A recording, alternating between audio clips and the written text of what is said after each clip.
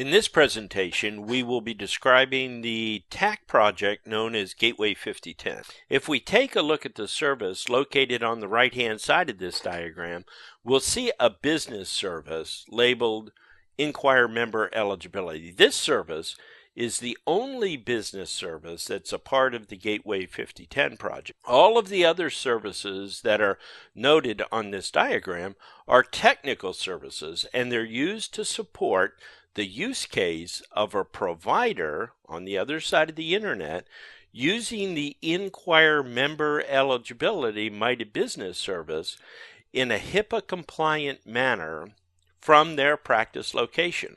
The Gateway 5010 project had a secondary goal that was to use other industry initiatives such as CAQH's CORE, CAQH standing for the Council for Affordable Quality Healthcare, and CORE standing for the Common Operating Rules for Information Exchange. So CAQH's CORE's set of standards, along with HITSP standing for the Health Information Technology Standards Panel. So the goal was to reach out into the healthcare community, identify other relevant initiatives that were occurring in the exchange of information between a provider and a payer, and put them as a part of the Gateway 5010 project. Now we're going to walk through the flow of information in Gateway 5010's implementation of a provider verifying member eligibility using the MITA Inquire Member Eligibility Service. This process begins on the left-hand side of the screen at a provider's location where, through their desktop software or practice management system, the provider enters the patient's information into the screen inside of the provider application.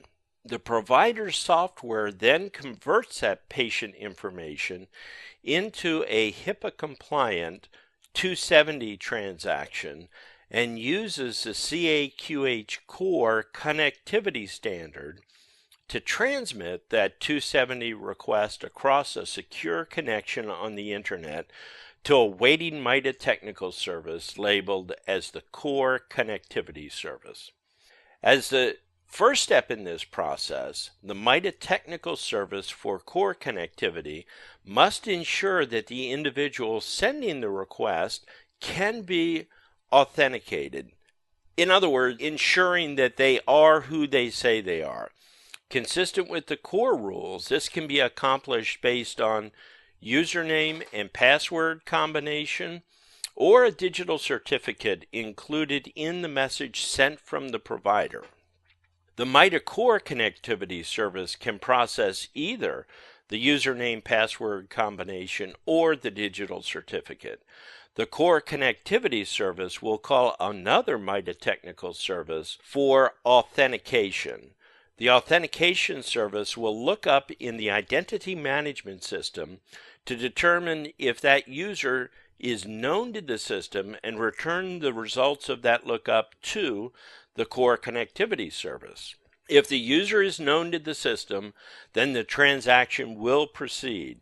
If the user is not known to the system, then that transaction will be rejected and no further steps will be taken. If the user passed the authentication test, then an audit trail entry is made in the system indicating that the specified user has submitted a request. Audit trails are critical for ensuring that the system can meet HIPAA and the ARRA privacy requirements. Audit trails are a means by which we can determine who is doing what to any member's information in the system.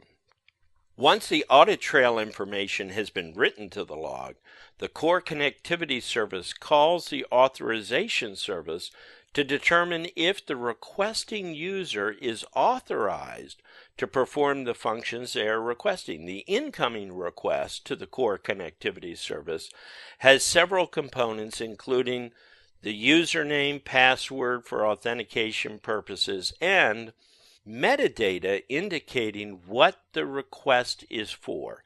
If that request is tagged for eligibility, as it will be in this case, then the payload will be an X12270 transaction.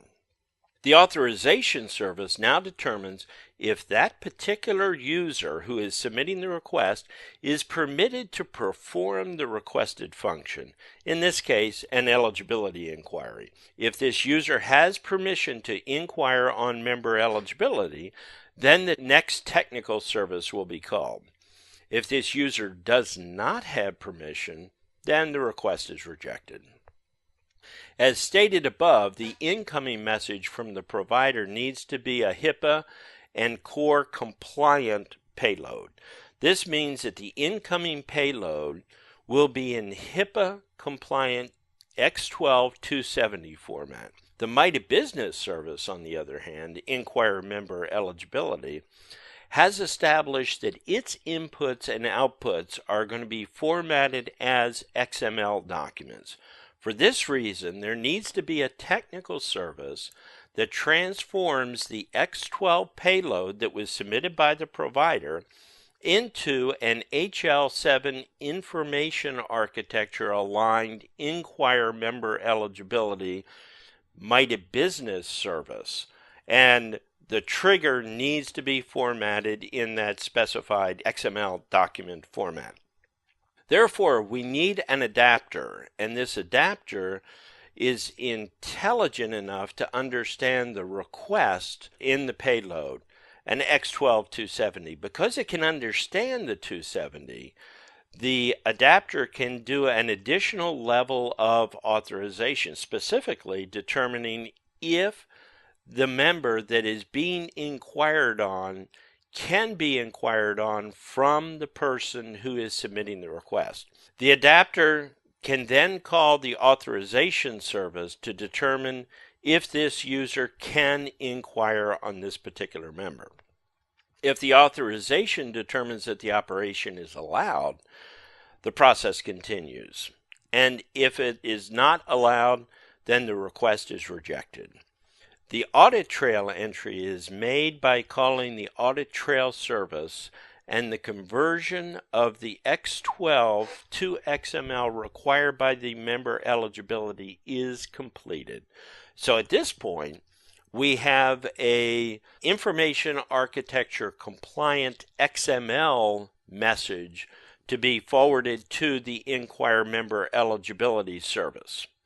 The Inquire Member Eligibility service is now called with that HL7 aligned trigger, and the business service accesses the repositories that contain the member eligibility information. Business rules are applied that will ensure that the result of this process can produce a CAQH core compliant response. The Inquire Member Eligibility business process calls the authorization and audit trail technical services at the appropriate times. The Inquire Member Eligibility service then calls the adapter, which will convert the result of the Inquire Member Eligibility XML document back into a CAQH core compliant 271 response that is formatted in an X12 format. And then the adapter will again call the CAQH core connectivity so that the HIPAA CAQH core X12 response can be transmitted back to the requesting provider.